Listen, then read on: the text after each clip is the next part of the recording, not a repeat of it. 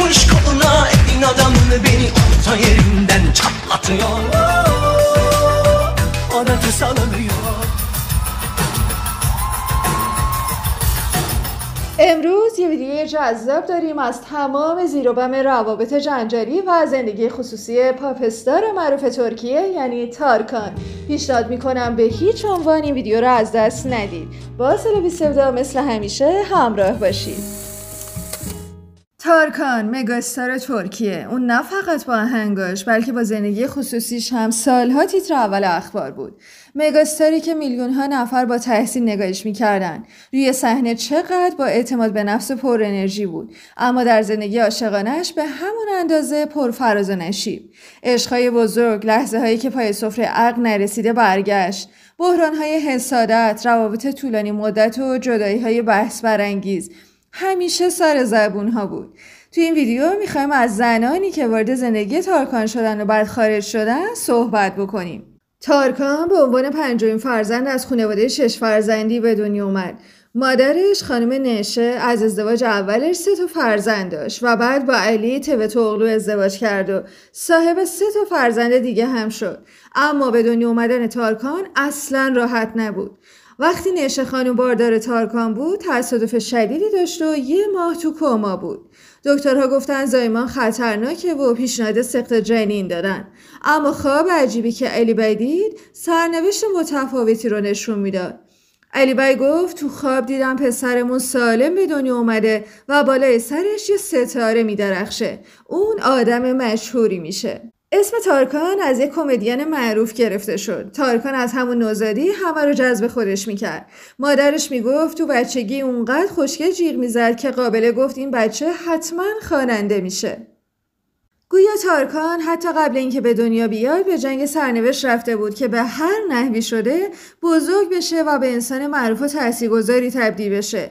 حادثه ها برای تارکان تمومی نداشت، چرا که تو کودکی هم با کلی اتفاق روبرو شد. 3 سالگی تصادف با دوچرخه و کمای 2 باره. خطر خونریزی مغزی. وقتی با پدرش بازی میکرد سرش ضربه خورد و شدیداً خونریزی کرد. جای زخم معروف روی صورتش هم از برخورد با لبه میز و بریدگی با شیشه به جا مونده. خب جالبه که بدونید تا 14 سالگی تارکان اون و خانواده‌اش در آلمان زندگی میکردن. همیشه میگه آلمان خیلی تاریک بود. همیشه صبح‌ها تاریکی یادم میاد. دلگرفتگی یادم میاد. پدرم تو کارخونه ماشین کار میکرد. مادرم هم توی کارخونه دیگه. ما بچه کارگر بودیم. تو شرایط خیلی سختی بزرگ شدیم. اما تو 14 سالگی خانواده‌اش به ترکیه برگشتن و تو منطقه کوچایلی ساکن شدن.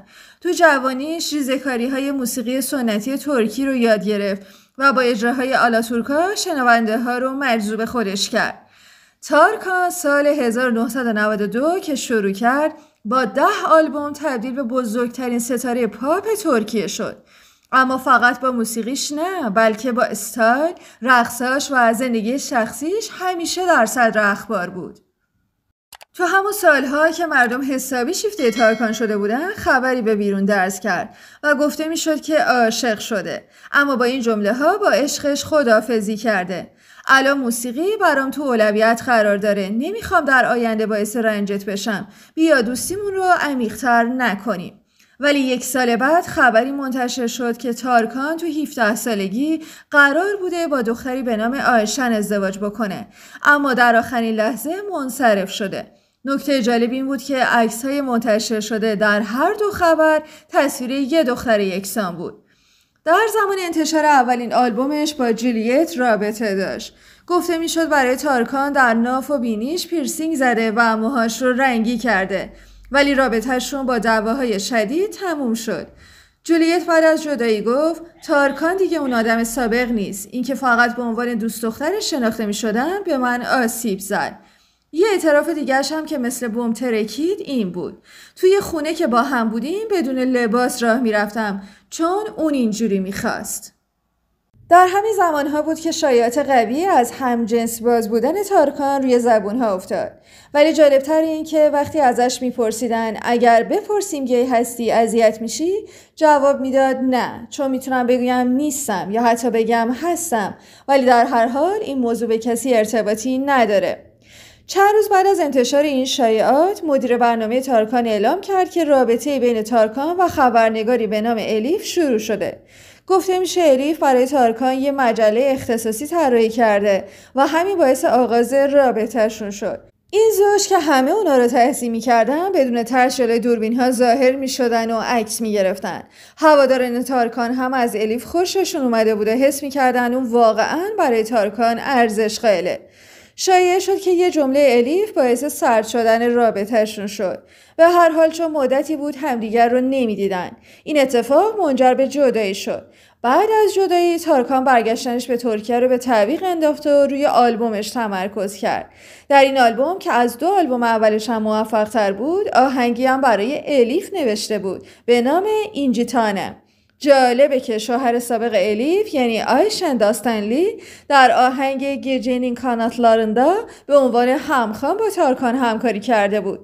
تارکان بعد از جدایی در مورد الیف حرفای خوبی گفت و اشاره کرد که هوادارانش هم دوستش داشتن. الیف تا سالها تنها زنی دونسته میشد که تارکان عاشقش شده بود. بعد از اون تارکان با 3 دختر دیگه دیده شد. یکیشون کسی نبود جز نوبهار دمیرآق که حالا همسر علی کوچ رئیس فنرباغچه است. نوبهار دختر تهیه کننده معروف تورگوت دمیرآق بود و اون زمان در آمریکا زندگی میکرد. گفته شد رابطهشون 3 ماه طول کشیده و به خاطر یه دعوای شدید و حسادت تارکان تموم شد. 3 سال بعد نوبهار دوباره سر زبونها افتاد چون شایعه شده بود به خاطر اینکه دختر خالش یاسمین کوزانوغلو هم عاشق تارکان بود بینشون اختلاف افتاده. سال 2001 برای تارکان بحرانی بود. شایعات همجنسگرایی تبدیل به باجخواهی شد و عکس‌های خصوصیش در اخبار و روزنامه‌ها پخش شد. 2 هفته بعد با بیل گیوز-تورک دیده شد. گفته میشه این رابطه نقطه تعادل تارکان بود. عشقش با بیلگه طولانی ترین رابطهش بود و سال 2008 به شکلی متفاوت تموم شد. بعد از 7 سال رابطه سر میز شام خداحافظی کردن. تارکان طی مصاحبه در ارتباط با این جدایی گفته بود احساس کردم باید بیشتر به خودم و کارم برسم. ازتون خواهش میکنم این انسان خوب رو ناراحت نکنید. ما رابطه سالم و زیبایی داشتیم و نمیخوام لکه دار بشه. دلم میخواد با خاطره خوب یاد بشیم. اواخر این رابطه اسم تارکان با چند نفر دیگه هم آورده شد. یکیشون سچکین پیریلر بود که با گروه ادنان هوجا شناخته میشد. سالها بعد سچکین گفت مردم چشم زخم زدن، رسانه ها فشار آوردن، نشد رابطه‌مو شکل بگیره، ای کاش میشد. تارکان با جان دمیر که در کلیپ آهنگ وروش بازی کرده بود سکانس بوسه داشت که حسابی سر و صدا کرد. گفته شد بینشون رابطه‌ای بوده. سال 2009 رابطه جدیدش با نیل اوزال که اون موقع مدل بود و الان خواننده شده حسابی توجه رسانه ها رو جلب کرد. اما سال 2011 خود تارکان گفت بعد از مدتی دیگه هیچ تماسی با اون نداشتم. فقط براش خوشبختی آرزو میکنم. امیدوارم اون ازدواج و زندگی که در ذهنش داره نصیبش بشه. تارکان در سال 2013 دوباره با عشق قدیمیش آسیه که اهل الجزایر بود آشتی کرد. اونا سال 99 تو یک کلوپ شبانه در پاریس آشنا شده بودن و حدود 1 سال و نیم با هم رابطه داشتن. تارکان طی یه مصاحبه‌ای که اون زمان انجام داد بدون گفتن اسم درباره آسیه گفته بود.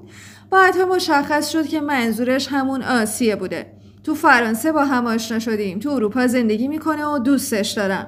احساسی که خیلی وقت تجربهش نکرده بودم. عاشقش هستم نمیدونم. قرار این رابطه چقدر دوام بیاره اون رو هم نمیدونم. 2 سال از من کوچیک‌تره. چشمای براق و قهوه‌ای مانند چشمای آهو داره. کمی انگلیسی، کمی هم فرانسوی صحبت میکنیم. اما بیشتر از همه چشممون هست که با هم دیگه حرف میزنه. اون فرشته دل منه.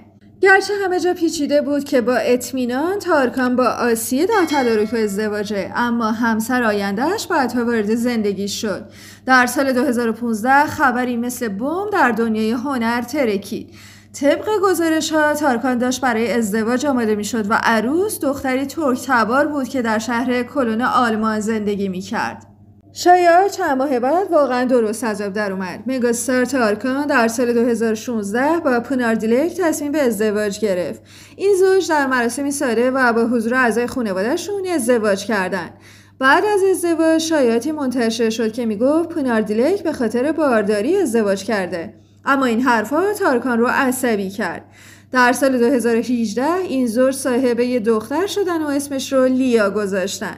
جالبه که بدونید تارکان فقط یکی از بزرگترین ستاره های پاپ ترکیه نیست، بلکه جزو بزرگترین پاپ استارهای جهانه.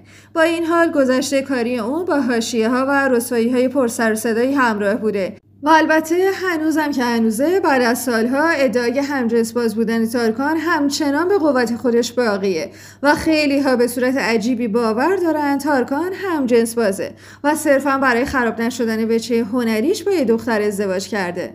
اما با وجود این شایعات تارکان همچنان محبوبه و جزو پاپ استارهای نامبر 1 دنیا محسوب میشه. شما نظرتون در مورد تارکان چیه؟ آیا به آهنگهای اون علاقه‌مندید و شایعات در مورد همجنس باز بودنش رو باور میکنید یا نه؟ امیدوارم که این ویدیو رو دوست داشته باشید. حتما نظراتتون رو برامون بنویسید که منتظرتون هستیم. متشکرم از همراهیتون. مراقب خودتون باشید. خداحافظ.